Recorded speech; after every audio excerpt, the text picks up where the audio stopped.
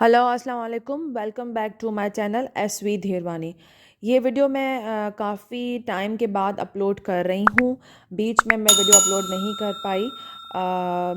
एक लंबा गैप आ गया तो आज जो है वीडियो है जो मेरी कंप्लीट डेंचर के कुछ टॉपिक्स होंगे। मेरी कोशिश हमेशा ये होती है कि मैं प्रॉब्लम्स को मोस्टली इनलिस्ट करूं और उनके कॉजेज़ या उनकी मैनेजमेंट को। तो पहले पहले तो जो है कंप्लीट डेंचर में हमें जो है प्रॉब्लम्स पता होने चाहिए कि क्या क्या पॉसिबल प्रॉब्लम्स हैं, हो सकते हैं और उनके कॉजेज़ क्या हो सकते हैं।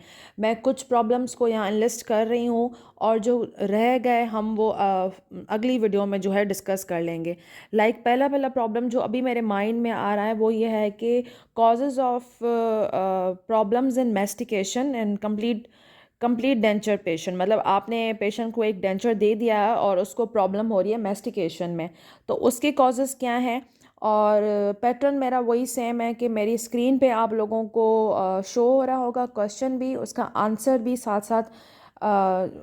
जैसे कि मैंने अब पहला पहला आपको प्रॉब्लम लिस्ट किया कि causes of problem in mastication, ठीक है। हम बात कर रहे हैं कंप्लीट डेंचर की। कुछ मैंने फिक्स्ड के टॉपिक्स डाले हैं, कुछ रिमूवल के डाले हैं। अब कंप्लीट की मैंने सोचा कि उसके रिगार्डिंग रिगार्डिंग कुछ प्रॉब्लम्स डालेंगे। अब फर्स्ट प्रॉब्लम जो मैंने लिस्ट किया प्रॉब्लम इन मेस्टिकेशन, उसके रीजंस मेरी स्क्रीन पे शो हो रहे होंगे, मैं बताती भी जा रही हूँ साथ साथ। फॉल्टी अक्लूजन हो गई, पुअर रिटेंशन हो गई, poor fabrication of denture, xerostomia, poor neuromuscular control, and patient was not following the post insertion instruction. Patient might taking hard foods and patient जो है bilaterally chew नहीं कर रहा, कोई infection है, denture stomatitis है, denture was not occupying the neutral zone space। ठीक है जी। ये जो हैं कॉजेज़ होते हैं प्रॉब्लम इन्वेस्टिगेशन के। जो है रीजंस क्या हैं।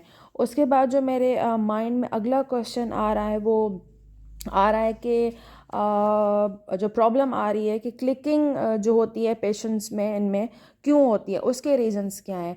तो उसमें बेसिकली तीन चार प्रॉब्लम है। लूज डेंचर हो गया, या आपकी वीडी है वो इंक्रीज हो गई, कस्पल इंटरफेरेंस हो गया, या यूज़ ऑफ प्रोस्लीन टीथ। ये रीजंस होते हैं क्लिकिंग के ना। उसके बाद जो नेक्स्ट क्वेश्चन मेरे माइंड में आ रहा है वो आ रहा है कि causes of pain under complete denture. ठीक है, most of the time patient आपके पास आता है आफ्टर गिविंग अ डेंचर के भाई मुझे पेन हो रहा है अंडर द डेंचर। तो उसके रीजंस ये हैं वही कि patient was not denture was not fit और retentive, it was unstable, denture was not occupying neutral zone space.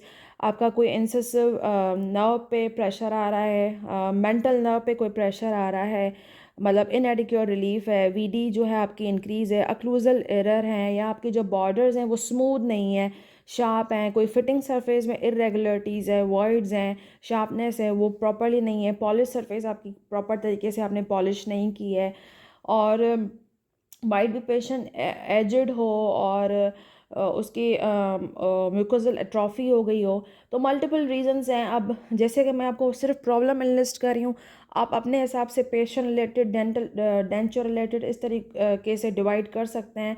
आप प्रॉब्लम्स मेरी स्क्रीन से देखें और अपने हिसाब से उनको डिवाइड करें। फ़िलहाल मैं रैंडम प्रॉब्लम्स ही लिस्ट कर रही हूँ, ठीक है जी। उसके बाद जो नेक्स्ट प्रॉब्लम है, अगर एक डेंचर आपने बनाया, मैंने दो तीन प्रॉब्लम हाईलाइट किया। तो मैंने बात की न्यूट्रल जोन की ना, कि डेंचर जो है आउट ऑफ न्यूट्रल जोन है। तो भाई जब आउट ऑफ न्यूट्रल जोन होगा तो क्या क्या प्रॉब्लम्स होंगे।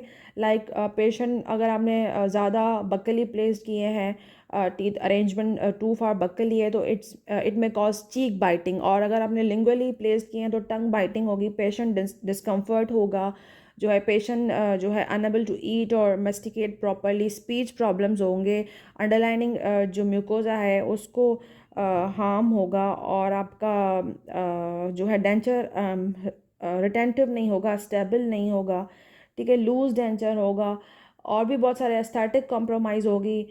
मतलब इसमें आप डिवाइड कर सकते हैं functional problem and denture related problem. Functional में स्पीच और मेस्टिकेशन आती है, बाकी आप या पेशेंट रिलेटेड या डेंचर रिलेटेड में भी डिवाइड कर सकते हैं। मैंने ओवरऑल प्रॉब्लम्स को एनलिस्ट किया है, फिर आप लोग अपनी मर्ज़ी के हिसाब से जो है कॉजेज़ को डिस्ट्रीब्यूट करें, ठीक है जी। अब ये मेरे ख्याल से कि चार प्रॉब्लम्स को मैंने एनलिस्ट किया है, और साथ साथ ये चारों की ही मेरी जो कॉजेज़ हैं वो स्क्रीन पे शो हो रहे होंगे। उसके बाद भी काफ़ी प्रॉब्लम्स हैं, लाइक डेंचर स्टोमेटाइटिस हो गया, बर्निंग माउथ सिंड्रोम हो गया, रेजिडुअल रिज रिजॉर्प्शन हो गई, कंप्लीट डेंचर में बहुत सारी प्रॉब्लम्स होती हैं। अगर एक ही वीडियो में सारे प्रॉब्लम्स को हाईलाइट किया जाएगा तो आप लोग जो है या तो वीडियो कम देखेंगे या जो है स्किप कर देंगे, ठीक है।